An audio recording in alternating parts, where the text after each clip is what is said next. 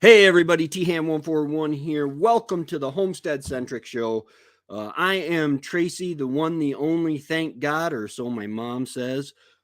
Tonight we are going to have Marcie, who is one of the organizers of the Eastern Ontario Homesteading Conference, which will be in McDonald Corners, Ontario.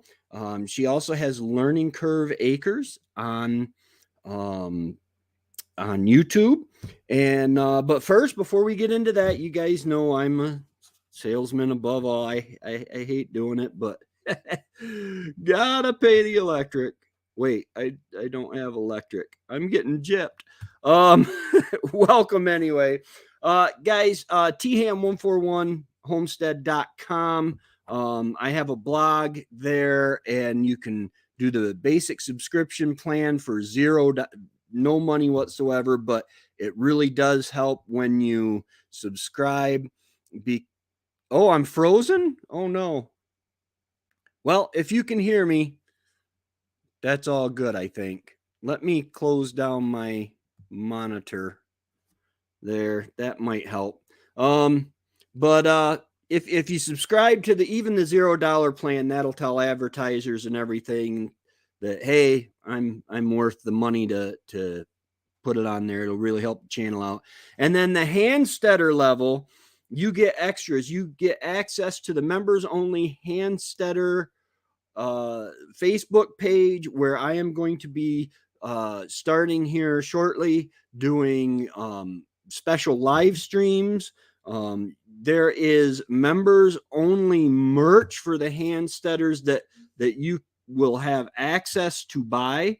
I would love to be able to just send these out, but with the fives of dollars that I'm getting, wait, I'm paying tens of dollars.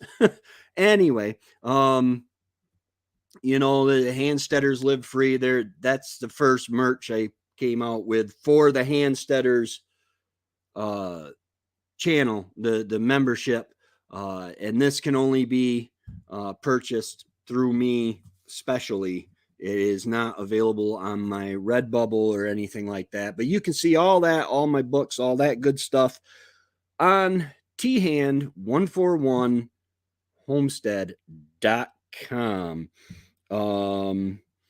Okay, and let's see. I also have down here, I am going to go ahead and bring Marcie up. Welcome, Marcie. And if you guys can see at the bottom of the screen, here, let me bring this up just a little bit more. It's about to refresh. The second annual Eastern Ontario Homesteaders Conference in McDonald's Corners Agricultural Society in McDonald's Corners, Ontario, May 6th of 2023. And there's the address there if you need to Google it or map. I live in New York, and I'm a lot closer to a lot of the Canadians that I know of that are going to be there. I know I shouldn't have made her wait. I'm sorry. Welcome, Exploring Nature, and welcome, Marcie. I am getting excited. I was telling Marcie before the show that the other morning I was kind of in that half asleep, half awake phase of waking up in the morning, and I got this overwhelming feeling of dread that, oh my gosh, I'm going to talk to real people about real solar. And I'm like, what do I know about solar other than what I've done? But that is why I'm doing the do-it-yourself solar systems and all, because that's what I've done. We went from 100 watts up to 1,000 watts and pieced it together all the way. So welcome, Marcie. Thank you. I don't know. Let's see. So now you did last year. There was a homesteading conference that I didn't make it across the border for. The first annual, And what inspired you to start the homesteading conference?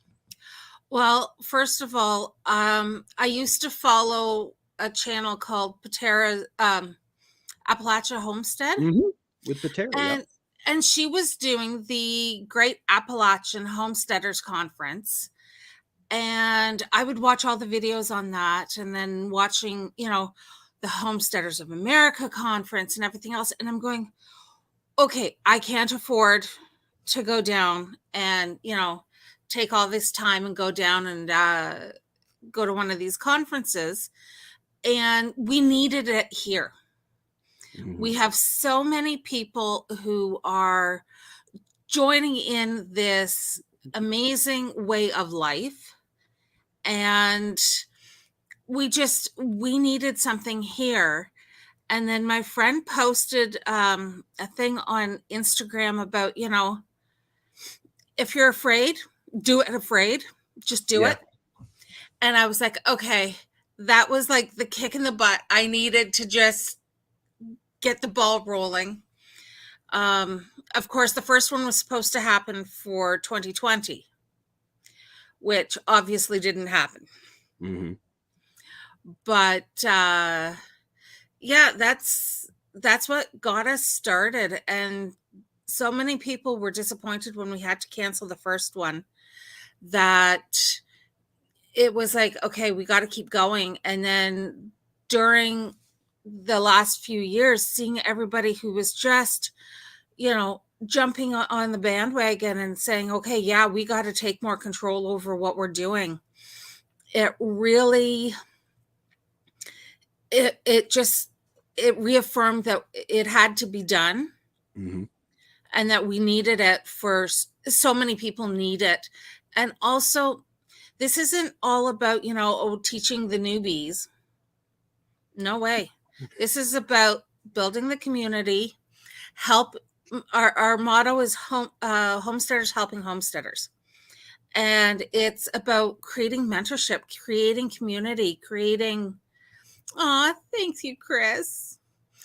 But just doing things and, getting that community going, and really having someone to call when you're feeling at the end of your rope. Mm-hmm. Yeah, absolutely. And I think 2020 was a huge wake up call for a lot of people. We had been homesteading before we knew what it was called, canning, gardening, preserving, prepping. I thought it was kind of a prepping thing, which I do dabble in prepping, but I just rotate my stock, so we call it homesteading. Exactly. But there are so much more. It's like you said, there's the education of the newbies, but then there's also the education. One of the homesteaders I look up to a lot is Annie from Back to Basics Homestead. He's amazing. And she is taking classes on market gardening. She's still learning. She's still and I talked Patrick Costa. He's in the chat now. And when I have a question about solar, I go to him. Okay. And he and Remy. And we have a nice little community. It's funny, they made me an honorary Canadian. There you go. And it's like I told them, I'm not worried about getting into Canada. I'm worried about the United States letting me back in afterward. We'll shelter you here if need be. Don't worry. You've got plenty of places to stay. Well, yeah. And you guys have enough pristine woodland up there that, holy cow, I might just try to do the actual homesteading. What I think it started out, you get 40 acres and a mule or something like that to homestead. Well, I don't know if they give anything like that out anymore. No. I think that's gone by the wayside, but yeah, there's lots. Well, we have Mike and Angie. Oh yeah. They took a section of trees and they are building their homestead from nothing. And really, yeah, they share their ups and their downs with us, but it's inspirational. Yeah. It's like, okay, this is very doable. And, we just, when they have a setback, we cry with them or for them, Mhm. and we're always cheering them on from behind, even if we don't get to comment on the videos or whatever. Everyone's always cheering them on. Yeah, absolutely. And that's the exciting thing is we were in an apartment in Penn Yan, New York, and canning. We had this one big shelf system that we would put our canned goods in, and we might have had enough food to last us 2 months maybe. Our landlord let us do a garden behind the rental, the building, the apartment building. And then when we moved back up to Port Leyden, we got 2/3 of an acre. And we had a nice big garden, and then we got chickens, and that led to bees, and we're like, we want more. So we ended up, God led us to this 20 acres up here on the Tug Hill, which makes things interesting because Tug Hill's got that slimy clay, and it's a growth process. You learn every year, and you expand. You try something new. It's funny because Annie today was telling me. I think she said she's she's cutting back. She's only going to do 120 or 130 tomato plants. Yeah, I was watching at that point. Oh. And everybody was going, only. Yeah, only. Yeah. And then you saw what I said about how many I usually start. Yeah, 200 you said? I usually do 200 of 5 split into 5 different varieties. We do our Amish paste, we do the big beef steaks, and then we do what we call our snackers. And those are ones like the really tiny what are they called? White currant. Mm-hmm. So literally they're just a little bit bigger than a green pea. Oh, Some wow. of them. They're really tiny, but they're so sweet. Oh, Jason man. calls them garden candy. Yeah. And we have those literally planted all throughout the backyard. So the chickens are eating them. Chickens are keeping the hornworm off of them. We're walking past and eating them. The chipmunks are getting them. So, I need to have a lot. Yeah. Yeah. That's the wonderful thing about homesteading is it's not a place. It's not an acreage. It is a lifestyle marked by self-sufficiency. And a mindset. Yeah. I am going to try to produce rather than to just consume. Yes. And that's one of the reasons I'm wanting to grow loofah this year, is because I was watching a video online, and they were talking about the all the microplastics that go into the earth because of the things like the dish scrubbies. Yeah. And I had never thought of that. And I'm thinking, oh my goodness, yeah, because there's always these little wee tiny pieces that are coming off all the time. And then I saw a thing about another video I was watching. They were talking about loofahs and how, not only do you use them in the shower, but he uses them for scrubbing the floor, for scrubbing dishes, for anything. And it's like, okay, that's an excellent idea. Yeah. Thank you for sharing that, Marilyn. I appreciate that. Okay. Oh, good. I get the after lunch. People will be ready for a nap anyway. Well, at 11 o'clock, the 10-meter diet gentleman, Uh-huh. he's a local legend, and he's going to probably be talking for about an hour and a half. Okay. So that's why we're giving a little bit of a break for everyone so they can run and grab some food. And I promise, for those that were there last year, I am so sorry over how disgusting the food was at the Civitan Club. But I promise the food is going to be so much better. We've got pulled pork coming. We're going to have vegetarian, gluten-free chili. Ooh. We have some amazing ladies who work magic in a kitchen. And the food is always, always, always delicious. Nice. Yes. Nice. Now with the loofahs, do they have a, my mind bounces. But with the loofahs, do they have a long growing season? I think They Lynn. do. So I finally found someone who's selling the loofah seeds. And yeah, I'm placing the order tomorrow morning, and then as soon as they come in the mail, I'll be starting them. Yeah, I'm sorry, Rem. I'm so sorry, Remy.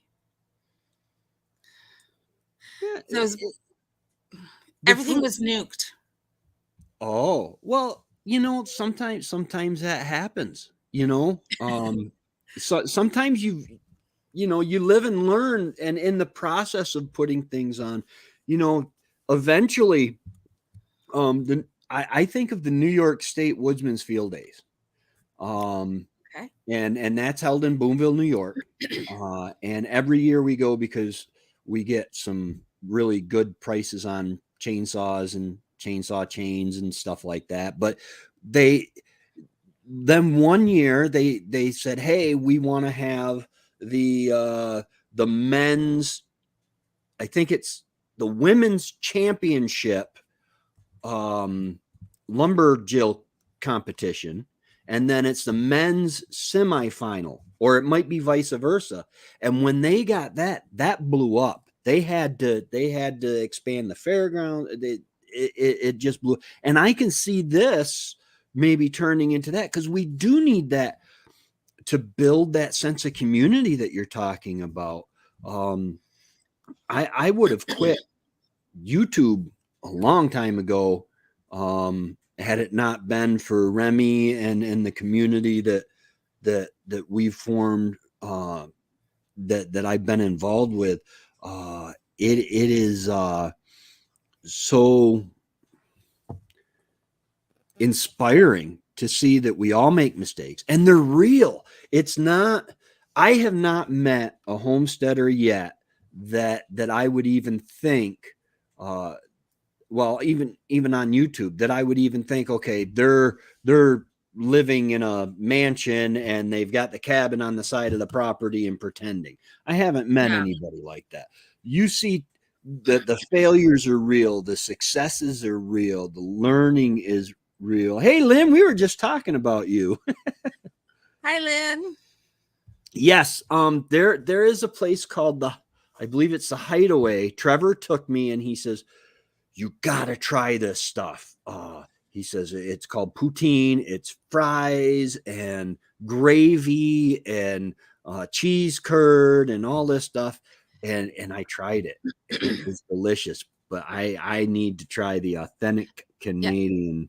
Yeah. Okay, so when everyone's here, when you leave the conference, you're going to go into Lanark in town, and just as you come into town, the road kind of does this, and right on the one corner, just to your left, it's Fitz's Shack, and they have authentic poutine with the cheese curd and gravy, and oh my goodness, it's like 10 pounds to the hips every time you grab it, but it's so good. Yeah. Yeah. Let's see. Remy says, nothing to be sorry about, Marcie. Last year was amazing. I'll always remember it as one of the top 10 weekends of my life easily. Thank you. It provided a catalyst for a bunch of the YouTubers and a bunch of the homesteaders that are putting themselves out there and saying, listen, I'm going to share my experience on YouTube, Yeah. because I know it's a homesteader conference. It's not necessarily a YouTube conference. It's just that a lot of the homesteaders that I know are on YouTube. Yeah. That's how I know them. But it gives us a catalyst and an opportunity to get together and to meet these people that we've shared so much with. I have loofah, but from 2021, maybe they're a bit old. Well, I don't know what the storage date, like what their expiry date is. If they're like tomatoes, where you can find a package from almost 20 years ago and still get seeds going. Yeah. Or if it's something that's really picky about how you store it. I don't know. Yeah, I don't know anything about loofah. I need to try to grow some of that, because you're right. There was an article the other day that it was an American Homestead was reading the article. That's what I need to do for my YouTube channel, is just sit down and read articles. But he can get away with it because he's a huge channel. And it was how the ground is poisoned and gardening is dangerous to your health. And I'm thinking, gardening is dangerous to my health. I've got bread. I was showing them this morning that was just gross. Yeah, it's a little bit hard. It smells good. Okay. Not really hard even. It's, you could tell it's not fresh, but there's no mold, no mildew, no weird smell or anything like that on it. And the expiration date was December 20 something of 22. That is wrong. Bread is supposed to go bad a couple days after you get it. Unless you put it in the fridge or in the freezer. In the fridge, you can get almost a week. In the freezer, it can last, maybe a month. Yeah. Before it gets freezer burnt. Yeah. No, Dave, I forgot to email you. I'm sorry, I got busy this afternoon. But I do, our friend Alani has graciously, she's the lady that was at last year's conference that had the comfrey for everyone. And she has graciously offered her property for people to camp on. Nice. Yes. So I will be putting people in touch this week coming to have everybody start contacting her. And she's right. There's water there. So bring your kayak. You'll get some gorgeous morning fishing. Ooh, nice. Now, I would have to get it out of towner license. It's weird because I'm going to another country, but it's not foreign at all. I mean, I've been to Canada several times. This is the first year I had to actually get a special driver's license so they'll let me back in. Because something about federal regs or something like that. 10 pounds to the hips. Yeah. So now we almost didn't have a second annual conference this year. What happened with that? Okay, so because we had to rent a venue, we had to put out a lot of money for the first one. And even after everything was said and done, we were still $1,300 out of pocket. Wow. And we just couldn't justify doing it again. We're a single income. Yes, Jason's an electrician, but we're still just out here. You don't charge as much. And sorry. Yay, Lynn, for sprouting. But yeah, so it wasn't something we could see being able to afford to do again. Yeah. It was kind of, and it was not a decision that we had made lightly. So And then it's being sponsored now by the McDonald's. the McDonald's Corners Agricultural Society, of which I am a board member, the president and the homecraft secretary, or homecraft director, they came to me and they said, listen, without homesteaders, we don't have an agricultural society. We won't have a fair, because they're the ones that enter everything in the fair.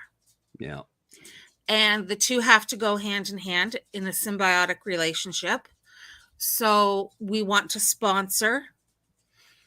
So we have the hall for free.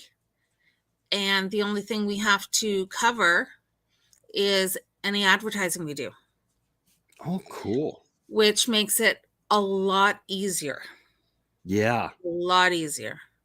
Well, that's a lot of investment for one family to endure for something like that. And I really would like, as it grows, I'm interested to see the various goods and services and stuff because homesteading covers such a range of goods and services and Yeah. everything from the high tech to the hand tillers, Yep. Yeah. And so this year, the admission into the seminars themselves, because amazingly, people were complaining about paying $5. But Really? that's also, pardon me, that was some of the people who just wanted to get in to see the vendors. They didn't care about the seminar. So what we're doing this year is, to get into the seminar, you make a donation.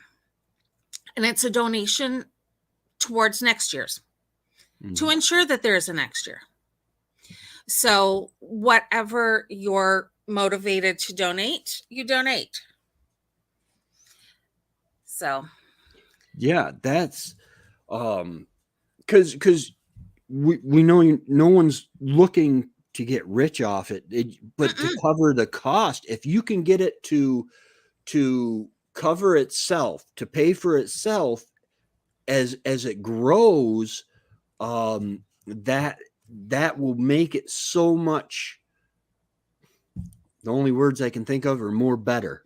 More exactly. better. Exactly. And that's all we ask, is that, other people just, that it's not just all out of our pockets. Yeah.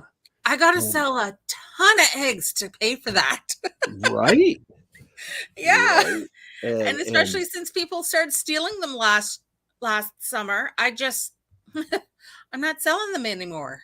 Yeah. My hens went into molt last fall, and they just started laying enough where I'm getting enough I need to start, which I just take them to church and sell them there. The comfrey plant I bought at the I bought at the conference got huge by the end of the summer. Good. You were taking care of it well, Rum.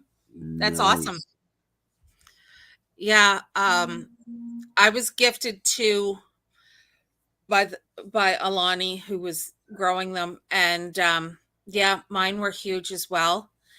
And last year I also started from seed, the common comfrey.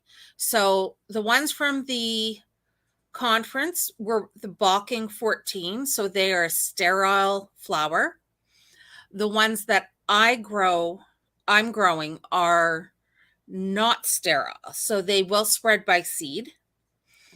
But that just means you just when they're coming up, you just pick them out of the soil and move them to where you want them. Well, it's still easy enough to do, or give them to some friends. Yeah. Yeah, I planted comfrey for the first time this year. I was hoping my greenhouse would last a little longer than it did. I left the netting up and we got all that snow. And I said, it's netting and it's cheap deer netting. I figured, well, it'll rip out, but no, metal bent and everything. Yeah, we have the deer fencing out around our front garden, which is where the majority of our food grows. And yeah, this year the snow just ripped it apart. Yeah. It was amazing. We got a lot of snow really fast, which is normal. I mean, it's nothing that isn't normal for us. Remy says, I simply planted my comfrey in an old goat's compost from 3 years ago. I didn't touch it at all. Yeah, I can't wait till I've got goat compost that's old. Yeah. I can't. Yes. Sorry. Go ahead. Lynn's question came up. Yes, Lynn, it gets you in. The donation gets you into the seminars. You can get into the vendors for, that's just free access. So yeah, that won't be a problem. That's strictly for the actual seminars, going to listen to Tracy and going to listen to sorry, I'm just those who know Denby View Ranch. Mm-hmm. They're the ones that are starting this off this year with speaking about regenerating a 200-year-old farm. Oh, wow. Yeah. So I'm like, I can't wait to actually be able to hear some of these seminars, because last year I was running around like a chicken with its head cut off, just trying to make sure everyone outside was good, that I missed so much of what was happening inside. Yeah. And it was frustrating, but we had such wind that some of our poor vendors were having issues. And so I was wanting to make sure that they were good and everything was fine for them. Yeah. It's hard when you just have a couple people that are running things. That just a couple people that take the responsibility. So hopefully this year you'll be able to kind of take in a little more and just enjoy the fruits of your labor, Yeah. Now, I did have some amazing volunteers last year. Mike and Angie were there helping. They were there early. Angie helped with the admission gate for a little bit. Mary Lynn was helping us set up, and she was an amazing help. Man, that girl can work. Yeah, I want to be like her when I grow up. Absolutely. But yeah, like, we did have a lot of really amazing people that last year, and I couldn't have done it without them. Plain and simple. Dave Knight was there and he helped. He was helping Jason set up the fence because we needed to separate between the parking lot and where the vendors were set up last year. Right. Just because we did everything differently. So yeah, they were amazing. You're lucky, Barb. Well, we already know that. Last night she won, what, 3 or 4? I've got it written down here. 1, 2, 3. I only gave away like 10 things. She has luck. She needs to buy a lottery ticket this week. and feeding them the TSC food, that's quite amazing too, because they changed some of the things, which maybe they started working on that because people caught on. Well, we have. Oh, yes, Chris. Message me on Instagram, and we will chat about swapping some seeds, my dear. That's for sure. But we have approximately, I don't know, maybe a dozen hens of laying age, and a lot of old girls. Mm. And we just let them live out their retirement until they either are unwell and have to be put down for their own best interest, or we just find them. But yeah, and we're getting 10 eggs a day, 8 to 10 eggs a day now, which is, I think, is amazing. And Yeah. I just feed fermented scratch. I get this scratch grains from our local feed mill, and I ferment it, and that's what they get. And they are always happy and Yeah. healthy birds. Yeah. I get lay mash from a feed mill in Boomville and Bailey's, and I haven't had any problem other than when they all went. um, oh goodness gracious, not broody. They all went into not the rut. I can't think of it, where they lose their feathers and everything. Molt. There you go. Oh, I told you every once in a while I lose it, but yeah, they went into molt in the fall, and they're just starting to come back. I have I have 12 hens, and a guinea and 3 roosters. Probably soon to be 2 roosters. I got way too many roosters, Yeah. but because watching Lynn, I need my electric canner, a pressure canner, so that they're not going to waste. Yeah. Because I don't want them going to waste. We've had to put down other roosters when we've had way too many, and I always feel sick doing it because it's such a waste. Yeah. So It's we had a gentleman that an older gentleman that would take them, and he'd give them a really good home until the thing is for dinner at night, like twice a yeah, week, we would go out and grab a chicken and eat it for dinner. it takes me way too long to either pluck or skin the stupid things, uh, to make it. That's a lot of work. It is. It takes me over an hour to process a stupid chicken. And I'm like going, and by then I'm like, okay, now my shoulders are sore and I'm tired. And now I just want to order takeout, Right? which doesn't work very well for being a homesteader. Yeah. Um, so homesteady expression, running like a chicken with a head cut off. Absolutely. Yes. And yeah, you can count on me. Anything short of having to get like a work permit or a work visa for Canada, I'll help you with, because At uh, most this year, I may need a few people to help direct for parking. And those I'll get locals for because they know where we're allowed to park and where we're not. And then just at the door, collecting the donations and handing out we're still going to do the green bracelets, Marilyn. I got teased about those last year, but we're going to do that so that we know who's paid to go into the seminars, you know. So, but that's it. Like, it's so much because the Egg Society is helping out. There's so much more that, we don't have to worry about.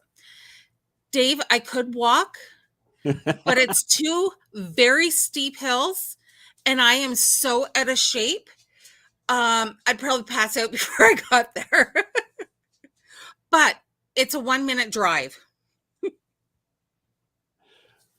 yeah, yeah. Why walk when you can ride? And uh, I've been trying to make everything easy. If I walk, it's going to be for pleasure. It's when I run that you want to look out because something's going to be chasing. Exactly. That means there's a wolf or a bear around. Yeah. If you're here. So. Let's see. We have 7 chickens and I get 5 to 6 eggs a day. That's awesome. Perfect. That anything, my understanding is anything over 50% is a plus. It's a blessing. Mm-hmm. But more chickens coming this spring. Yeah, hopefully my barn will be built this spring. Tracy, you're like me, the word on the tip of your tongue, then lost. Yeah. Yeah. Yeah, but I'm only 20. What do you mean I earned it with age? No, I'm just joking. I earned it with accidents. I fell down. I slipped at the top of a set of stairs, rode the stairs down on my spine, and the back of my head hit every single step going down. And yes, I have the legitimate excuse that I have brain damage. So you can't make fun of me. No. Yeah. No. So. Wow. I love my electric pressure canner. I know. I see it in all your videos where you're talking about it. It's next on my wish list. So. I noticed that, Dave. I was shopping for my mom the other day, and she likes to get, I forget what it's called, at Tractor Supply. It's like $29 for a 20-pound bag. It's ridiculous. But then the Meow Mix at Walmart, the cat food aisle was cleared right out. I couldn't believe it. Hi, Bettina H. I hope I said that right. Welcome.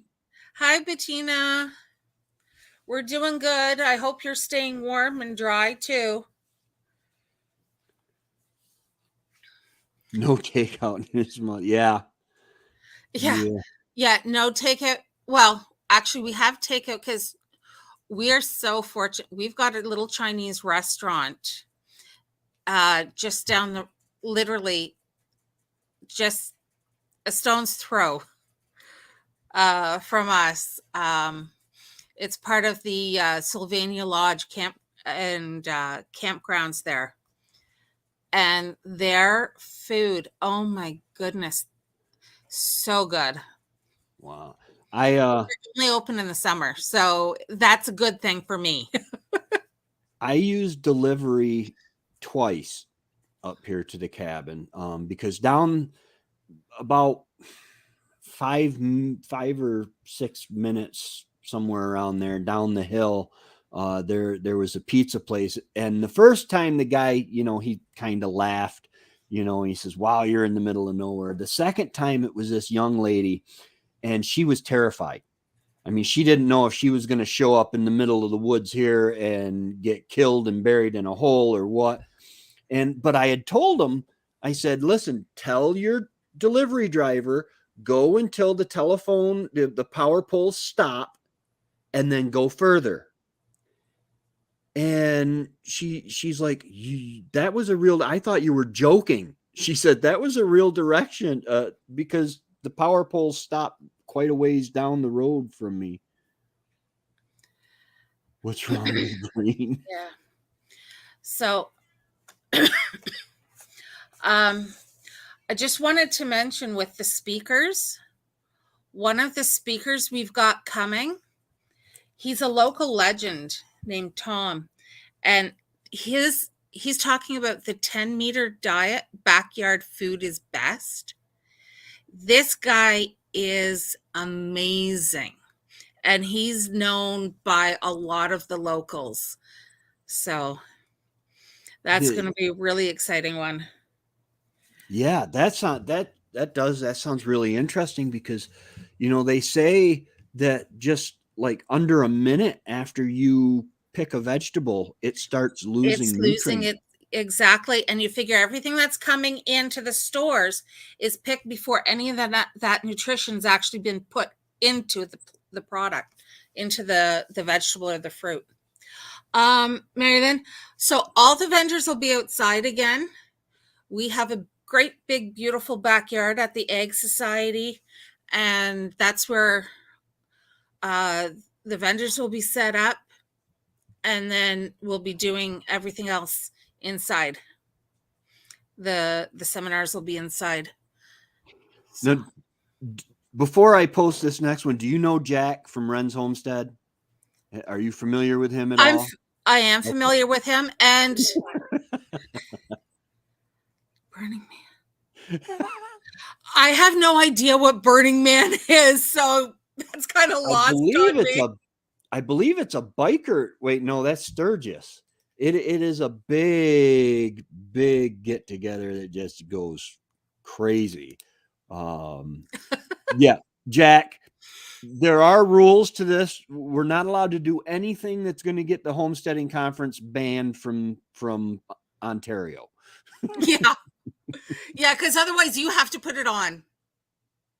Yeah. If you do anything to jeopardize it, Jack, you have to put on the next one. Actually, they've got a lot of land. Yeah, just do it at your place. Barn. We can all sign that beautiful barn door. We'll sign the inside though. Yeah. And we'll do it during hunting season. And we can all go hunting.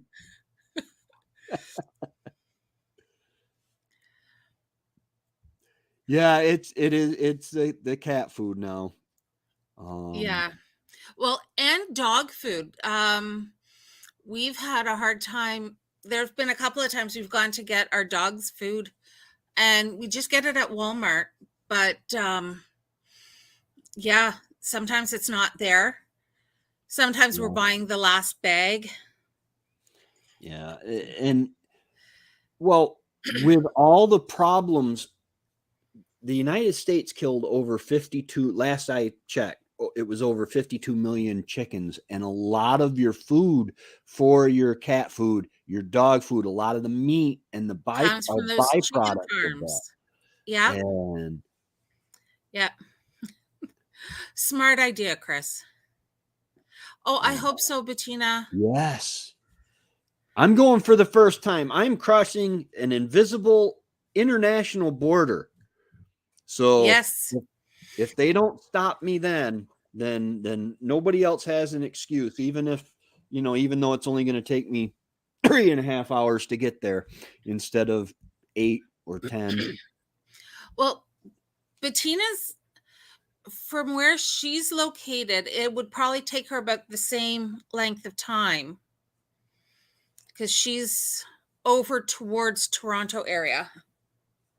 Oh, okay. So she's down by Lynn, I believe.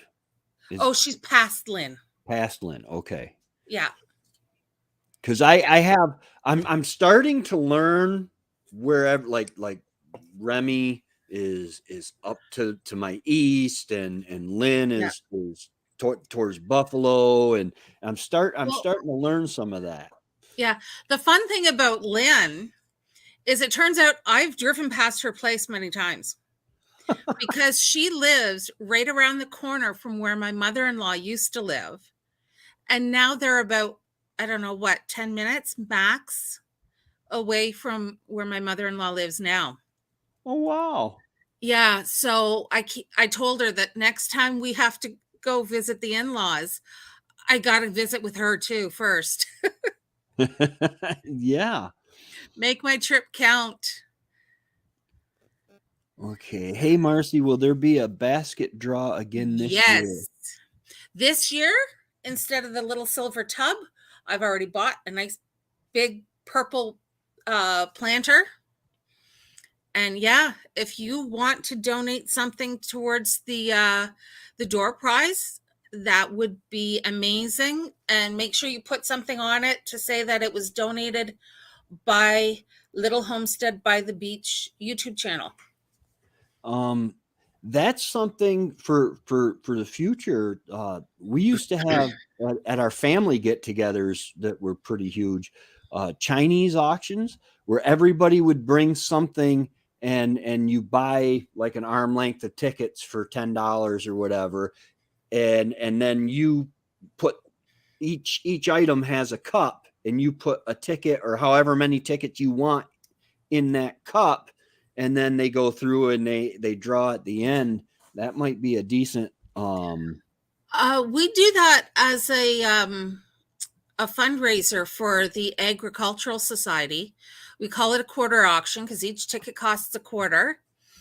And yeah, we have an amazing neighbor who puts that on, and she has raised, in the first 3 years she did it, she raised over $12,000 for our Agricultural Society, which is amazing. Yeah. And it's a blast. Yeah, it's so much fun. It is really fun. There was I forget what there was something that I won, and my wife said, "Nope, you're going to pick it up. You put the ticket in, you're going to get it." And it was just so embarrassing because I got it for her because I knew she liked it. But it was something that a guy just aluminum shortage. So what out of all the things going on at the homesteading, is there anything that sticks out that you're really excited for? I know you said that the guy that's the local legend, I'm really looking forward to that now. Horst Family Farm, an amazing gentleman by the name of Galen Horst, who's from the Denby area as well. He's going to be talking, he's finishing off the day with sustainable homesteading, how not to burn out. And I think that's incredibly important for all of us because it's so easy to just jump in and go, oh yeah, they're doing that, so I got to do that, and they're doing that, so I got to do that, and I got to try this, and it's so easy to just pile so much on top of yourself that you feel buried alive. Yeah. That, and I can't wait to see everyone. Yeah. We have so many amazing people that I got to meet last year. And I really feel like they've become part of my family, the family I've chosen and prefer to talk to.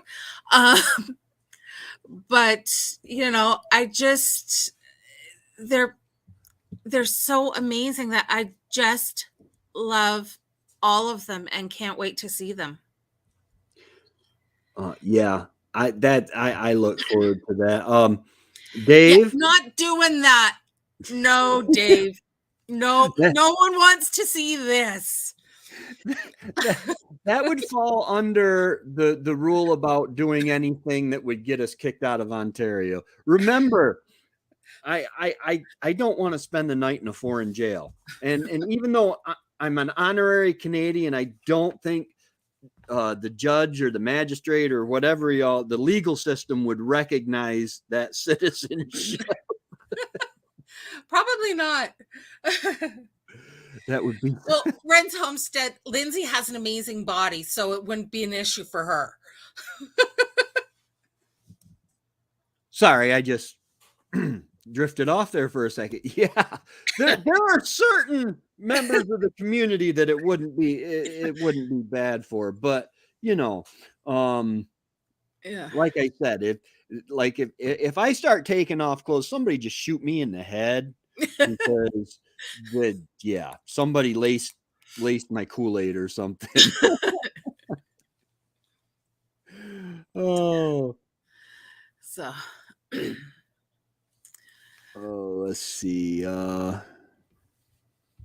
Okay, this is Jack again. Also heard a rumor that this year's conference was supposed to be like hedonism, but Darren said it. Yeah. Darren's just starting trouble. That's it. I'm telling Bridget. He's in trouble now. Yeah. She'll be putting her ponytail on for another reason. Yep. She'll be grabbing the broom. Yeah. Yeah, it is too cold in Yeah. May. 11 hours and 45 minutes away, Remy. That is about a Wow. 2-hour drive. I lived here for almost 30 years and I'm still figuring it out. Yeah. Um I I think my brother is almost neighbors to Chris and Steph. Oh, that's cool. Okay. So yeah, that's not too far from us either. Yeah, I decided I might bring some stuff, some shirts or whatever to donate for raffles or drawings or whatever. But I decided because of the whole not being a citizen of that country or a resident within the province, even that I'm not going to sell anything. But Okay. I've got a big box of these stickers to give away for free. And I hope to have some other stuff to donate for, because I don't want, this is going to be a great experience. I am already so psyched for it. And even with the 1 o'clock nap time, people are gonna love it, I'm sure. Me in the middle of nowhere, exactly where I want to be. Yeah. I hear ya. I hear you, Chris. My brother picks on me that I moved to the city because Rome, New York, it's not a big city or anything, but it's in the winter it's 25 minutes away to Walmart, and in the summer it's 20 minutes. And so he picks on me because I moved closer to a larger city. But I'm hard to find. Yeah. That's what I like. Which when I bought the land, we came in the other way every time. I didn't realize we were that close to Rome. Um, oh wow, well I'm about 2.5 hours from here on Upper Stony Lake. If I were at my Yeah. other house in Oshawa, I would be about 4 hours. I'm hardly ever there. I go to clean and visit my mom. Yeah. Wait, you go to clean a house? I don't even clean the house I do live in. Yeah, and Upper Stony Lake is absolutely gorgeous. I love all the pictures that you post, Bettina. They're just so beautiful. So I don't blame you for living there full time now. Yeah. If you can get a good view. Uh-oh, what did I say?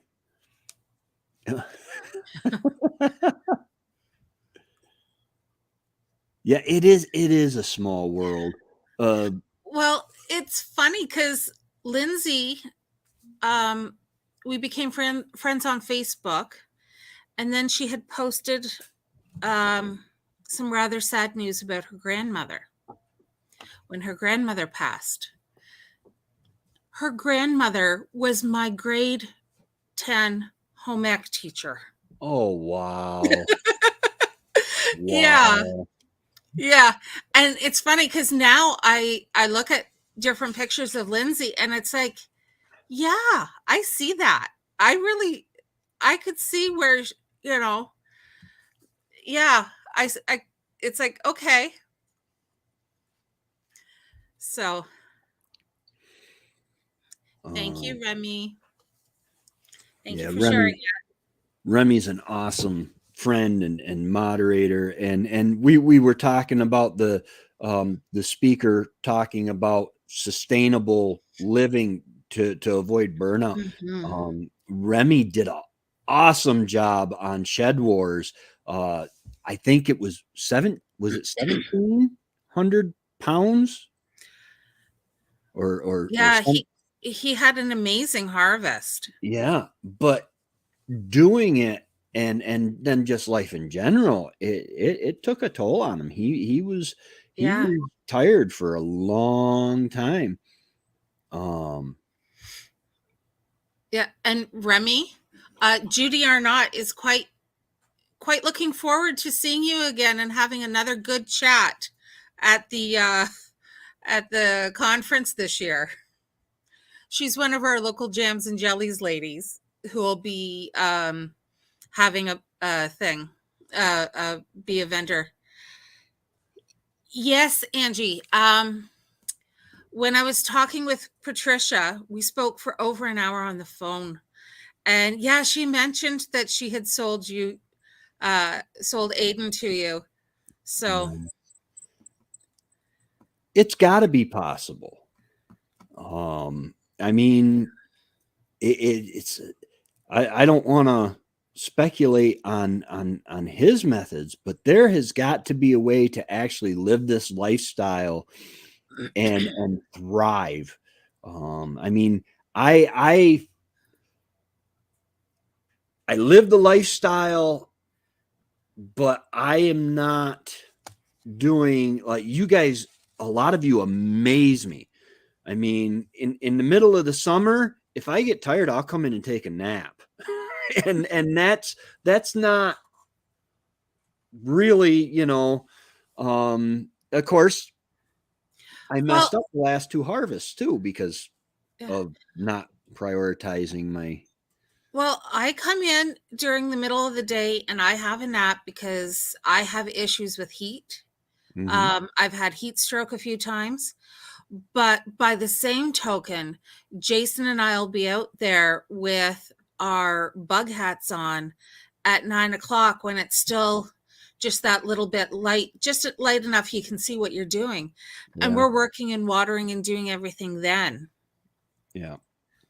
So it's, you really have to be able to pace yourself and work with what works best for you.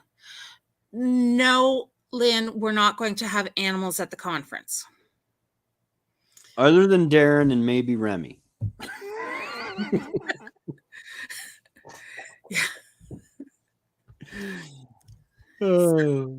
Yeah. Oh, well, somebody already got.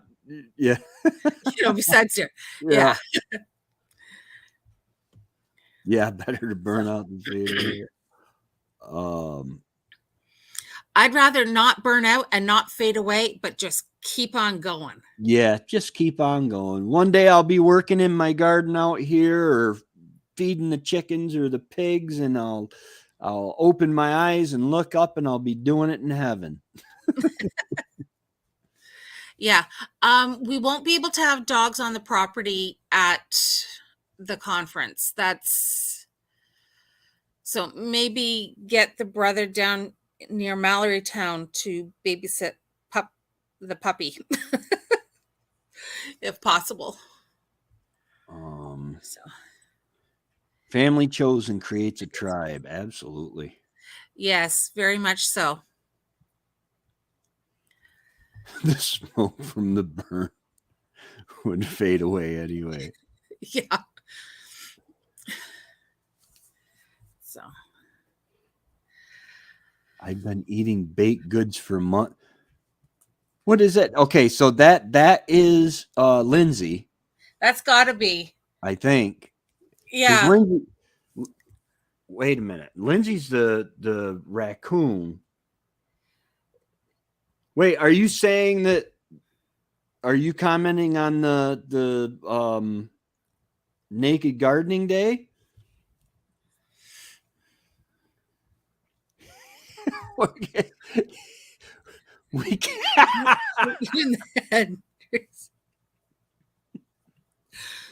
I would make a joke about bringing my own, but I'm not even going to joke about that. I don't want to get stopped. You said on YouTube that you were going to try to. No, don't even. Oh, Mounties are cool. What was that? Southern Exposure, was it? Yes. With Paul Gross?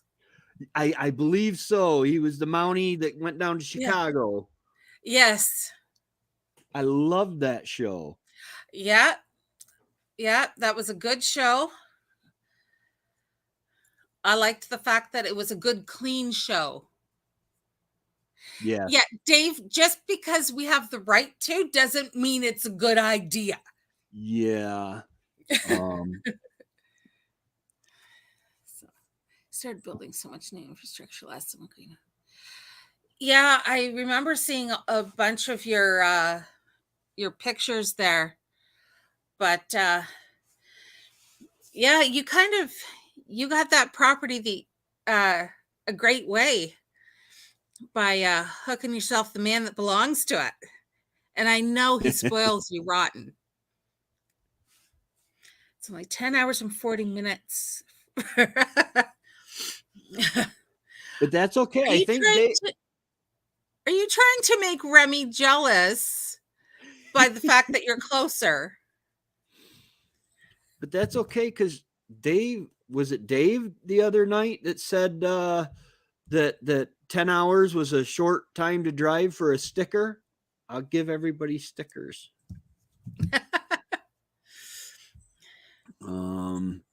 That is why we need to go every year we can, because eventually we might not be living close. Yeah. Eventually they might. In Europe, there's a city that they're calling it, what is it, a 15-minute city or something. They're breaking the city up, and then to travel outside a sector, you will need special permits and every. Oh, there was a map that was put out about Canada and all the cities that have signed up for showing interest in a trial run with that. And out west in Calgary, the number of cities that have already signed up is scary. And they say everything. I can understand the desire to have everything you need within 15 minutes of you. I can understand that. But there's a difference between convenience and compulsion.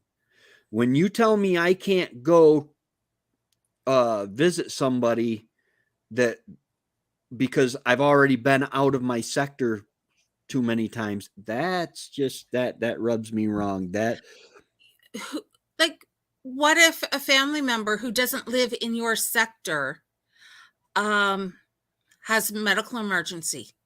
yeah. And you have to try and apply to go? Well, I'm sorry. I think they said, yeah. I think they said something, you get like 100 trips across and they keep track of it with your license plate. And, well, I'm sorry, but you're not going to, it's like somebody told me I couldn't fly on domestic flights without the new enhanced license for New York, because New York's licenses don't meet federal regulations. And I told him, listen, you don't want to ask me for my papers. If I'm crossing the border into Canada, I will give you my paperwork. I'll give you whatever you need, because I am getting permission to enter your country. When I'm in my country, and I'm a spoiled American, we're supposed to be free, even though nothing has been free for a long time. But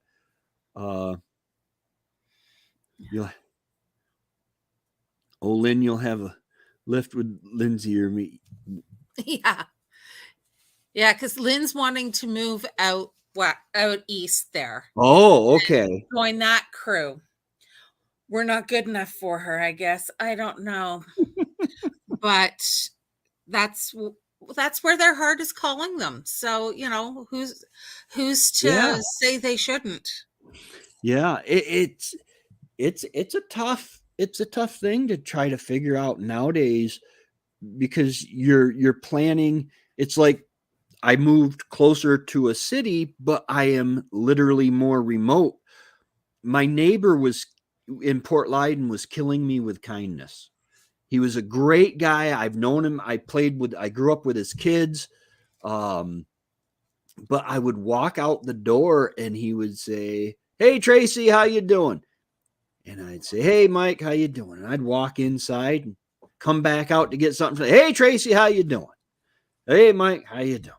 And then if I was trying to, if I was in the backyard and Jehovah's Witness or something knocked on my door, "Oh, they're in the backyard." And I'm like, dude, that should be my choice.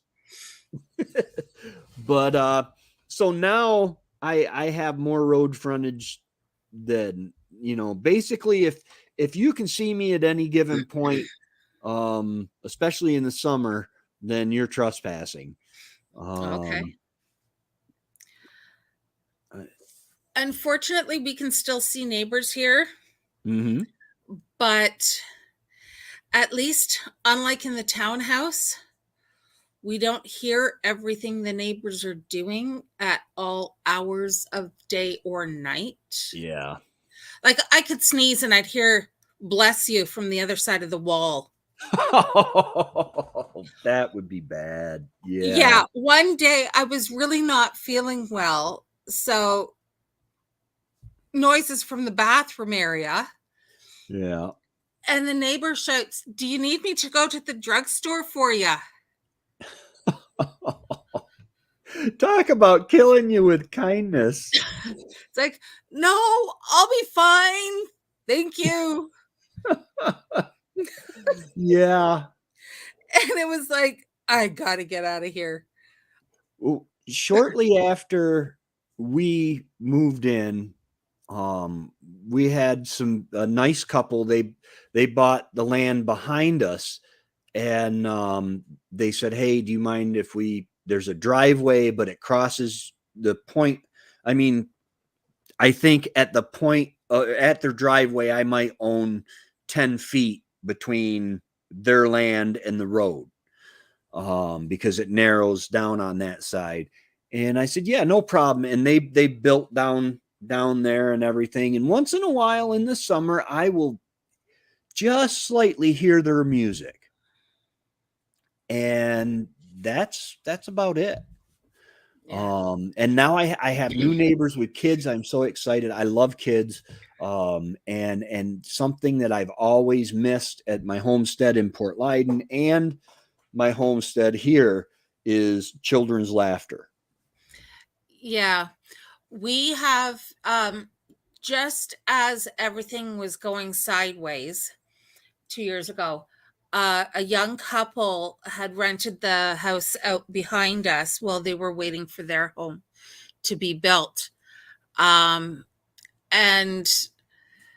one of the things I love about, because they've stayed there, I don't know whatever happened to their home, but they've stayed there, and they have a little girl, and I just love hearing her squeal with delight at things Yeah. and run giggling with flowers in her hands or playing with her dog, and just it's an amazing sound, and it's a sound that rejuvenates.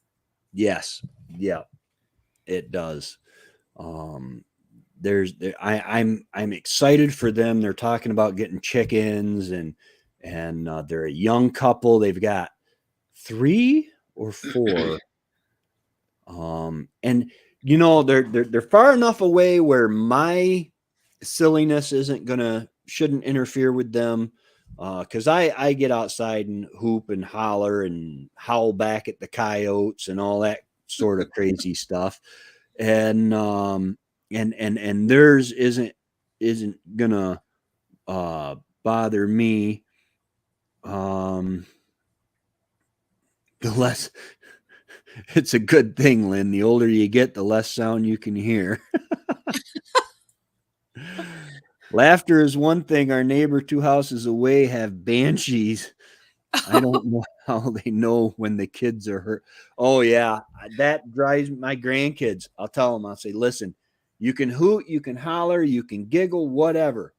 Do not scream like a pain scream, because if you're not in pain." Yeah, if you're screaming, there better be a darn good reason for it. Now, come on, she's an angel. She's so Remy told me. cute. She is adorable. Townhouses are too close for sure. Oh, yeah. That was a nightmare. It served its purpose at the time because Yeah. it got us out of a basement apartment.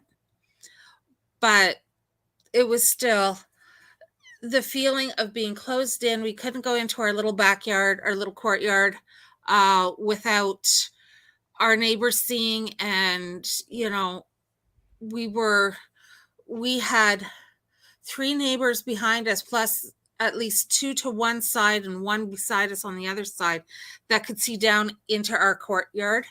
Yeah. And, the one neighbor, anytime Jason and I went out in the evening to sit, have a glass of wine, and just chat, our neighbor right beside us, the one would come out, they'd turn on all the lights outside, and they'd be smoking. We don't smoke, so that's a smell that bothers me.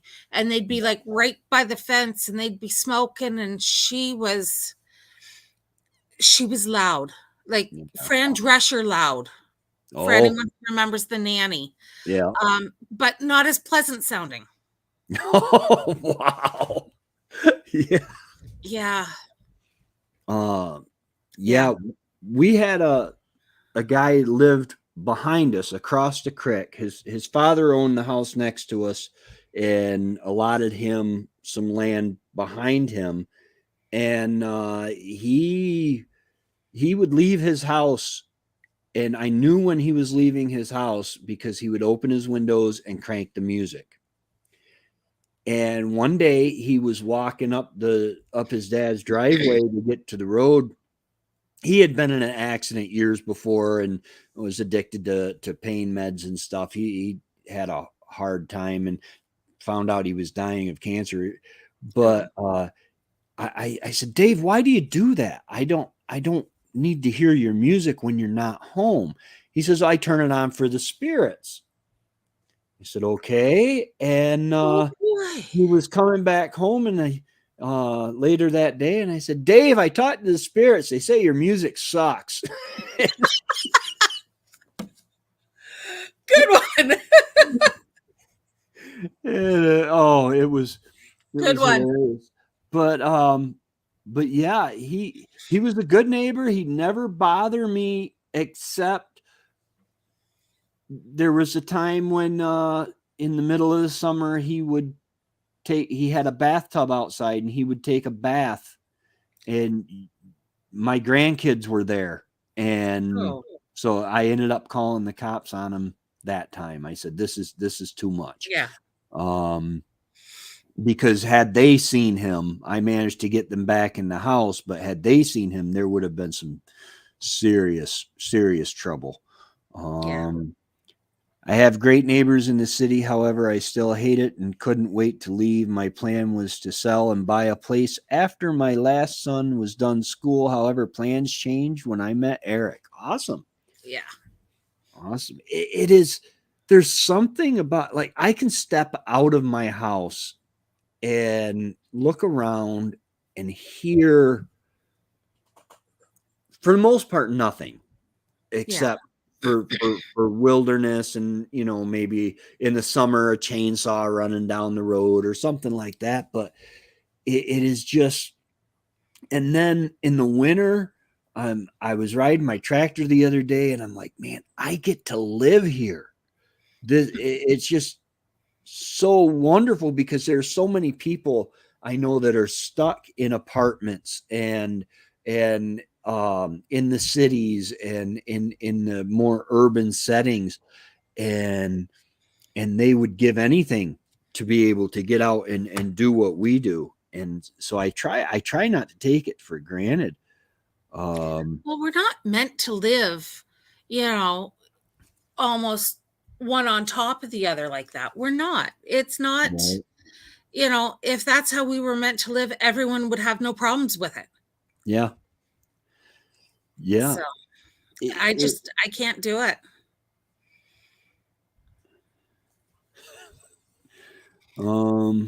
My condolences, J&B. Yeah. Almost 2 million people. Oh. I try to avoid the cities what I can. I haven't been to New York City since I was in college in 93. We went on open air evangelism to New York City, and at any given time you can have like well over 1 million or 2 million people walk by you during the course of an hour, because they're just walking and moving, and it was just so stressful just because of so many people and not being used to that. I was a rural guy, you know. God, I lived in a townhouse for 10 years. I was on a site. I was an on-site superintendent, so it was, yeah. Yeah. Yeah. Marcie, that was what military housing was like. We never had any privacy in our yard. The neighbors' kids Yeah. always came running over. Yeah, my mom was the neighborhood mom, but when she sent them home, a lot of them were riding their bike for 3 or 4 minutes to get home. You know, I mean, it wasn't too far, but it was far enough if she got sick of my friends. I don't understand people who buy condos. They're an apartment. It's yours, but so the neighbors are so close. Yeah. And with condos, you have rules, and heaven help you if you break one.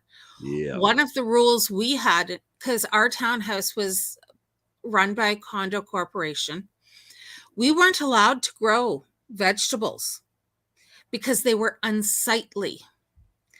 And then didn't I have the condo manager? I had Swiss chard, rainbow Swiss chard, growing as a green in my flower plant, my one pot with some daisies and some other flowers and pansies and everything else. And she was going on and on about how pretty it was. And I'm going, yeah, and I can eat it when you turn your back. Yeah. Yeah. And the even kale and a lot of the different vegetables when they go to flower are beautiful. Yeah. So yeah, crickets and ATVs.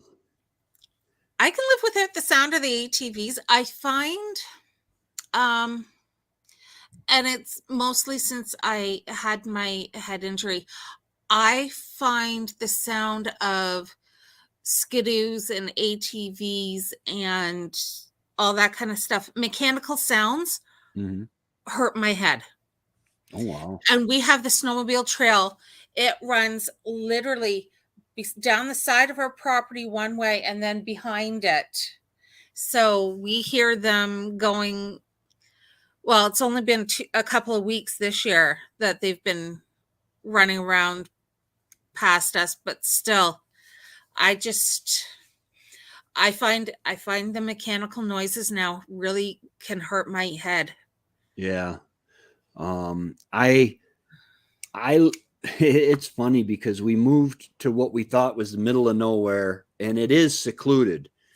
But Fort Drum is to the north of us, and Griffiths Air Force Base, the old Griffiths Air Force Base. I guess there's got to be some kind of military mechanics or something. The planes, a pilot has to do so many touchdowns and so many takeoffs a year to stay qualified. Yes. And Griffiths Air Force Base has the perfect airfield for that, and helicopters, and they will fly at treetop level. And it doesn't happen often, but there's a time of year when it's almost every day, and you get the big C-141s and stuff like that that are touching down, and it's like they're treetop level. I could throw a rock and hit them, it seems like, and it just shakes everything. And if it was more than just for like a week or two, it would drive me nuts. The snowmobiles and stuff don't really bother me that much. But then I haven't had a head injury, you know. That's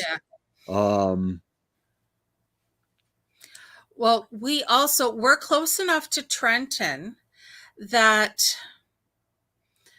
what plane is it that flies over? Hercules. The C-10 Hercules. Oh yeah. Does their practice runs, and they will come right over around our house, come right down low over Dalhousie Lake. Like, we're talking like one wing just about touching the lake and then up again. And it literally shakes the house. Yeah. And then we're also right up our driveway. Anything flying west out of Ottawa goes right up our driveway. Wow. And yep. And then we get, if anyone who thinks they're important is flying out of Ottawa, he flies right over us pretty much if he's heading west. And then lately we've had helicopters coming low enough that if they'd been wearing skirts, I could have seen right up and told you what color she was wearing for underwear. Like Right? so low. Yeah. Yeah. My thing is which now I don't know if we're still flying Apaches or not, but part of my Desert Storm experience was an Apache killed a Bradley in a FIS vehicle, 7 vehicles down from me. And so every time I hear an Apache, the hair on back of my neck stands up. And when they fly over, and sometimes it's kind of cool. They've got 3 or 4 gunships flying, and then they'll have a Black Hawk, and then they'll have 3 or 4 more gunships flying, and you're like, okay, what's in that Black Hawk, man? That's insane. Yeah.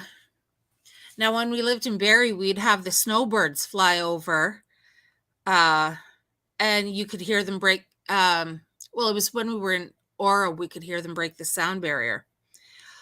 My goodness, what a sound that was. Yeah. See, in Port Leyden, my mom, she still has the fighter jets. They're not allowed to fly low over densely populated areas.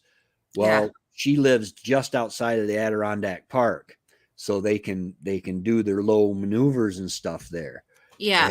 And oh my gosh, they go by and it will rumble the house. Yeah. Yeah. And I get it. They have to practice it, but sometimes you're just kind of shaking your head as they're going over because it hurts. The dogs aren't too fond of it either. Yeah. Hemingway wants to pull them down out of the sky. He starts snapping towards the sky as if he's going to pull one down. I wonder what he would do if he actually got hold of one. I don't know. Oh. Chew the tires, probably. Chew the landing gear off. Who knows? Right. Let's see here. I shouldn't complain. We're absolutely. Yeah. But you know, there are things. Every property's got something that you could do better. You know, you wish There is no perfect homestead.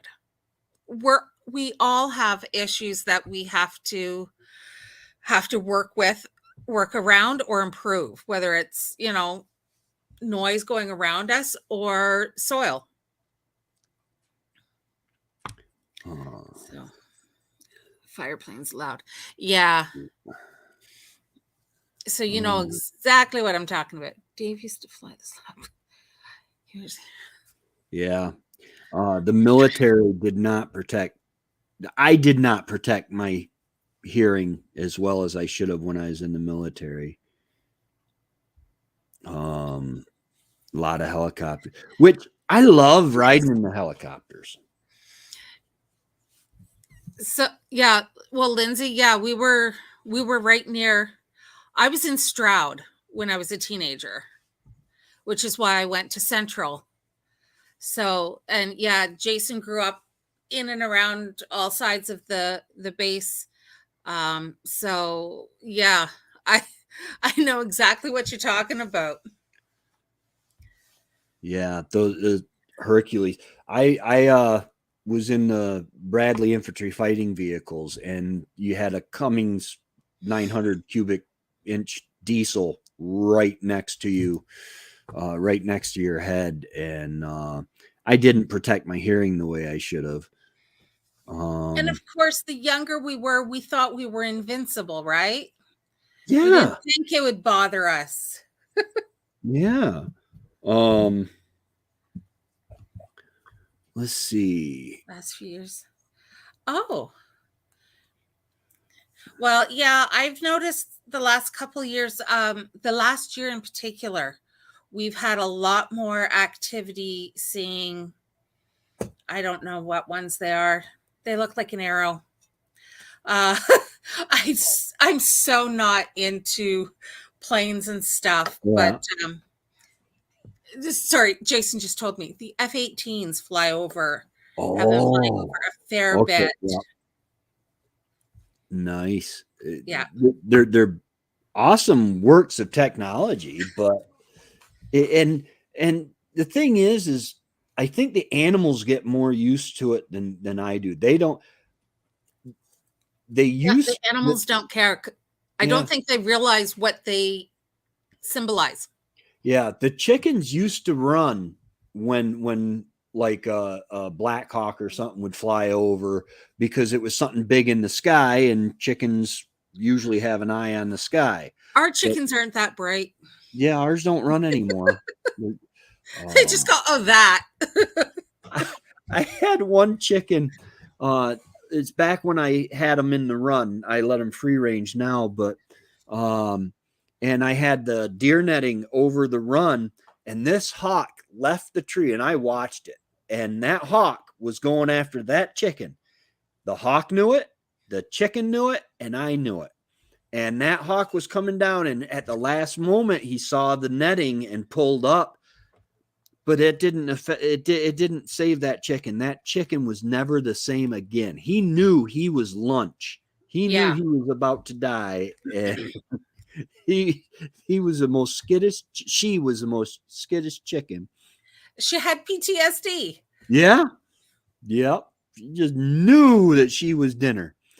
In Nova Scotia, we couldn't have anything on our walls because the helicopters going over the house would not. Yeah, the vibration of helicopters when you're inside a helicopter, it's like totally different. It's loud and it's thumping. But I used to love it because when we were doing maneuvers and stuff, the pilots would try to scare us by doing the map of the earth technique where they're flying low to the ground, and it looked like you could reach out and grab the trees, Oh, and wow. yeah, it was freaky, but you were actually well over them. But but yeah, I am so very excited to come up and to experience this conference and to watch it grow over the years. That is if Canada allows me back in after the first time. If I get hanging out, well, let's see, between Patrick and Jack and Darren, oh my goodness, I just don't want to break any laws. Hang out with the more behaved ones like Jason and Lynn's Dave. And, well, no, we won't add Mike in with that because when Mike and Darren are together, they're quite the pair. Yeah. Yeah, that whole what happens at the cottage stays at the cottage, or what Yeah. happens in the hot tub stays in the hot tub. Yeah, that's scary. Yeah. So They let I Mike live here. You'll be fine. now I don't know if Darren's family cottage has been repaired since last May when the tree fell on it. I Um, think so. okay, Um, good. yeah, because um, I think we're gonna be staying there. Because I'll probably come down on Friday morning. I'll leave here Okay. at Friday morning, and then I'll probably go back Monday, depending on. Um, yeah, it was repaired. Okay, good. And I don't know. Trevor mentioned going, but now he's planning a trip to Canada. There's a 24-hour ATV UTV course. You basically, the goal is to make it, I want to say 300 miles or something like that, in 24 hours, and he wants to do that. Okay. So he doesn't know if he'll be able to do both. Okay. Yeah, I realize people, you know, you got a budget and you got to pick what your priorities are going to be. And so, you know, it's one of Yeah. those things you got to just, and it's Mother's Day weekend. I realize that. But, you know, there is no perfect weekend to pick because there's No. always going to be something else happening at the same time. Yeah, I think you're going to have a lot of people prioritizing the conference because it doesn't matter which side of that imaginary line you're on. People are they're seeing, okay, we cannot depend on the supply lines. Yeah. I can't trust that I'm going to be able to afford the eggs if I do find them in the store. Yeah. Good night, Chris. Good night. Yeah, I'm probably going to wrap this up. I want to bring up the banner again, and then there Yeah. was. Did anyone have any last questions about the conference, or did we? I think the only seminar I didn't touch on briefly was the one on fermenting. And she's going to be talking about things like sauerkraut and kombucha and all that kind of stuff too. So, and I've had people asking me about, you know, can we have someone talk about do a seminar on canning for those who are homesteading in place instead of having a property, who are like apartment steading, as my one friend calls it. She said she felt bad calling herself a homesteader because they live in an apartment in Barrie. And I'm like, honey, it's a lifestyle, it's an attitude, you know. Yeah. And I reminded them that, you know, as Jess from Roots and Refuge, who I absolutely adore, she says, turn your waiting room into your classroom. Yeah. No, I'm sorry, Rami. I didn't hear back from anyone about doing a roundtable. So I think we'll save that for next year and let you guys figure out some awesome topic for next year's roundtable. How about that? You've been assigned.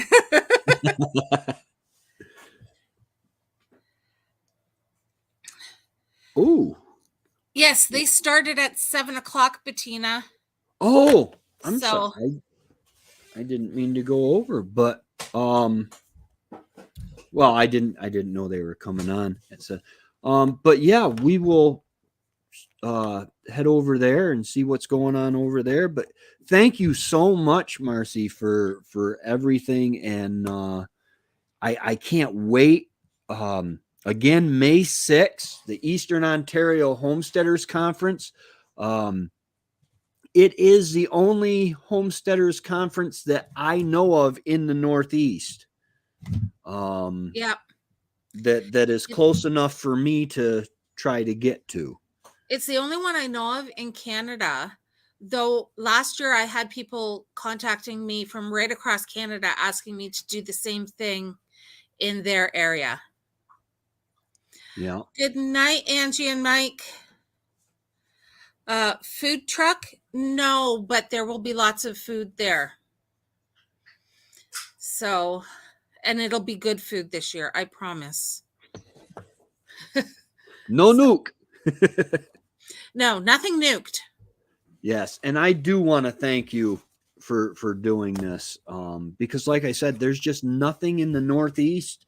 Well, I say Northeast, I'm talking Northeastern United States, but there's Yeah. nothing for us up this way. Everything is more down south, and Yeah. Tennessee and south. Yeah. And it's not that I don't love that area. Used to drive through it all the time as a kid, going down to Florida. Yeah. But I can't do it now. I just Yeah. so, but Yeah. we're grateful to be able to do this because we know it is helping a lot of people, and that's the whole point of doing it. Yeah. So Lynn, she said there is going to be food, but no food trucks.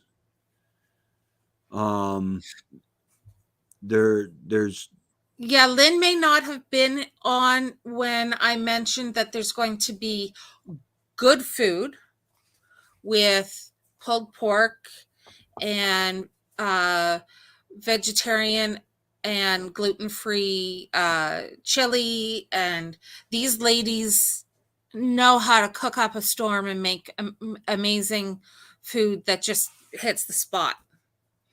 nice. So yeah, All right. Well, thank you so much, guys. Check out thank you for having me. Oh, not a problem. Check out Marcie's channel, Learning Curve Acres, and the Facebook page for the Eastern Ontario Homesteading Conference. Yeah. And Night, Lynn. all right. Well, I will see everybody later, and thank you so much. Is there anything else that you can think of that you would like to touch on? That was it. I think we covered it all. All right. Sounds good to me. Thank you again so much for being here, and we'll see y'all later, and have a great day, and God bless. Yeah. Good night.